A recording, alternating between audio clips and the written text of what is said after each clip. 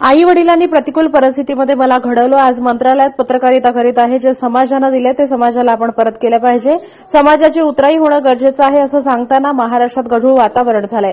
राजकारणाचं अवमूल्यन झालं असल्याचं दिसून येतंय असं प्रतिपादन राज्य अधिस्वीकृती समितीचे अध्यक्ष यदू जोशी यांनी सोलापुरात केलंय. राज्य अधिस्वीकृती समितीचे अध्यक्ष यदू जोशी हे निवडीनंतर रविवारी प्रथमच सोलापुराला आले असताना त्यांचा सोलापूर श्रमिक पत्रकार संघाच्या वतीनं सत्कार करण्यात आलाय. श्री सिद्धेश्वर देवस्थान पंच कमिटीचे अध्यक्ष धर्मराज काडदी यांच्या हस्ते यदू जोशी आणि अर्चना जोशी यांचा श्री विठ्ठल रुक्मिणी यांची मूर्ती, शाल आणि सोलापुरी बुके देऊन सन्मान करण्यात आलाय. यावेळी विचार मंचावर श्रमिक पत्रकार संघाचे अध्यक्ष शांतकुमार मोरे, दशरथ वडतिले, श्रमिक पत्रकार संघाचे अध्यक्ष विक्रम केलबुडे, सरचिटणीस सागर सुरवस, माजी सरचिटणीस विजयकुमार देशपांडे आदी मान्यवरांची उपस्थिती होती. यदू जोशी पुढे म्हणाले, आपण स्वच्छ राहणं आणि इतरांना स्वच्छतेचा आग्रह वर्तनातून धरणं महत्वाचं आहे. सोलापूरशी माझं आणि सोलापूरकरांचे माझ्याशी आत्मीयता आणि आपुलकीचं नातं, या उपकारातून उतराई करण्याचा मी प्रयत्न करेन. पत्रकारांच्या विविध योजना प्रश्न मार्गी लावणार असल्याची ग्वाही त्यांनी दिली. महाराष्ट्रात गढूळ वातावरण आहे. 5 वर्षात राजकारणाचं अवमूल्यन होतंय. लोकशाहीत काहीही घडू शकतं. प्रारंभी प्रास्ताविक संघाचे अध्यक्ष विक्रम केलबुडे यांनी केलं. सूत्रसंचलन विजयकुमार राजापुरे यांनी केलं. अधिस्वीकृती समितीचे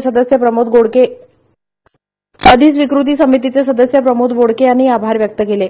यावेळी विविध माध्यमांचे पत्रकार मोठ्या संख्येने उपस्थित होते. राज्य अधिस्वीकृती समितीचे अध्यक्ष यदू जोशी बोलतात आणि कृतीही करतात. जे मनात आहे लेखणीतून मांडलं पाहिजे. लहान वयात त्यांनी या समितीचं अध्यक्षपद भूषवलंय. पत्रकारांच्या विविध समस्या आणि प्रश्न त्यांच्या माध्यमातून मार्गी लागलेत. पत्रकारांना संघटनात्मक काम करताना कौटुंबिक जबाबदारी पार पाडावी लागते. पत्रकारांना मदतीचा हात देण्याचं काम श्रमिक पत्रकार संघाच्या वतीनं केलं जात आहे.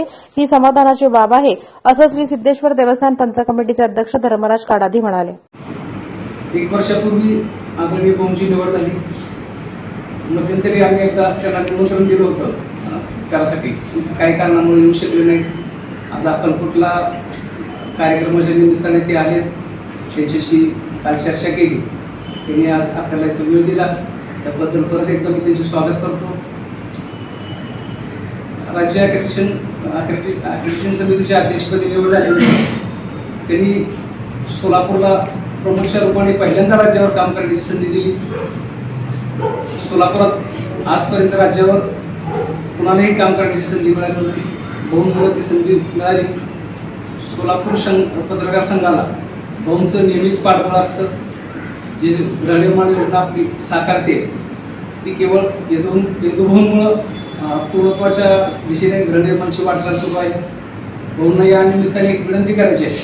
भाऊ पत्रकार कमी मानधनावर, कमी पगारावर, वेतनावर काम करतात.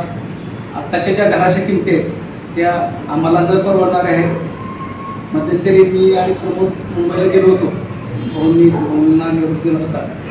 त्यानंतर भाऊ आम्ही सीएमला पण भेटलो. भाऊ त्या दिवशी जवळपास 4 तास थांबले भेटण्यासाठी. त्यांनी पत्र दिलं. त्यांच्याशी ते नंतर बोलले. एक 7 कोटीची मागणी आपण बाह्य सुविधांसाठी केली. भाऊ तो जर निधी मिळाला तर किमान पत्रकारांचे 2, सव्वा 2, 2.5 लाख रुपये कमी होतील. तर हा आपल्यापेक्षा बाकीच्यांना पुढे जाऊ दिलं पाहिजे. या भूमिकेतून, या भावनेतून त्यांनी प्रमोद बोडकेंचं नाव सांगितल्यानंतर कमिटीवर ते नाव आलं. त्यामुळे खरं श्रेय त्यांचं आहे, माझं नाही. आणि आपण जे म्हटलं की सोलापूर श्रमिक पत्रकार संघाची हाऊसिंग सोसायटी, तर हा एक म्हणजे खूप मोठा प्रवास आहे. 15-17 वर्षापूर्वी तुम्हाला कधीतरी जागा मिळाली. खूप पापड बेलावे लागले आणि त्याच्यानंतर संघर्ष करता करता आता त्याचं दृश्य स्वरूप तुम्हाला दिसतंय. फडणवीस येऊन भूमिपूजन करूनही किती वर्ष झाले. पण आता त्यामध्ये 2 मोठे अडथळे राहिले. एक म्हणजे सरकार दरबारातून हे देणारं सरकार आहे. शिंदेसाहेब सांगतात आमचं देणारं सरकार आहे. तर आता त्या देणाऱ्या सरकारसमोर आपण एक रटा शेवटचा लावूनच टाकू पुढच्या आठवड्यामध्ये. आणि शिंदे साहेबांकडे जाऊन, कारण काय सोलापूरच्या पत्रकारांना म्हणाल की मर्यादित पगार, कुटुंबाची जबाबदारी, त्या सगळ्यांना आपलं बँकेचा हप्ता फेडणं हे कठीण काम. आणि माझी पत्नी शासकीय नोकरदार आहे. त्यामुळे मला गाडा व्यवस्थित चालू शकतो. डबल इंजिन सरकार आहे. बरेच पत्रकारांच्या हाऊसवाईफ आहेत. म्हणजे त्याच्यामुळे उत्पन्नाला मर्यादा आहे.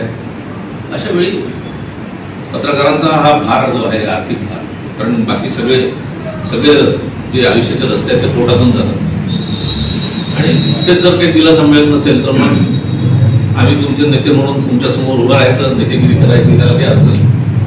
सकाळी फोन आला आणि अशाच्या या निमित्तानं येथूनची भेट होती हे आणि खूप आपण गमवायला नको. आणि नक्कीच असं या ठिकाणी आल्यानंतर मोठं समाधान वाटलं की जी काही माझ्या मनामध्ये येथूनच्या बद्दल आपल्या सगळ्यांच्या माध्यमातून मला काही जे काही समजलं होतं ते आज त्यांना प्रथमच ऐकताना मला खरं आहे हे परवाच आपल्या कार्यक्रमामध्ये एक दैनिकाच्या संपादकांनी म्हटलं होतं की लिहिणारा बोलू शकत नाही, बोलणारा लिहू शकत नाही अशी साधारण परिस्थिती आहे. परंतु अनुभव दोन्ही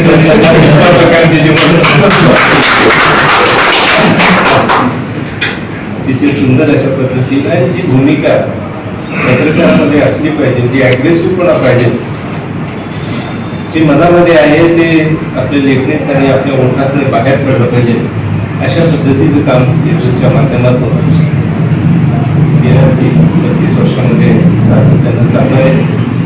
ते ऐकून खूप आनंद वाटला. अतिशय लहान वयामध्ये त्यांनी ह्या महाराष्ट्र लेवलच्या सर्व श्रमिक पत्रकार संघ असू दे किंवा आधी स्वीकृती समितीवर असू दे त्यांनी नुसता पद घेऊन बसलेले आहेत आणि त्यांनी त्यांच्या भूमिकेचं किंवा त्यांच्या विचाराचं या ठिकाणी दिशा सांगितली की जे पद आपण मिळवतो ते ज्यांच्यासाठी मिळवतो त्यांच्यासाठी आपण नाही केलं तर आपण कमी पडलो असं वाटतं. आणि तशाच भूमिकेतनं त्यांचं कार्य चालू आहे. मी त्यांचं पुन्हा एकदा आपल्या सर्वांच्या वतीनं अभिनंदन करतो आणि शुभेच्छा देतो.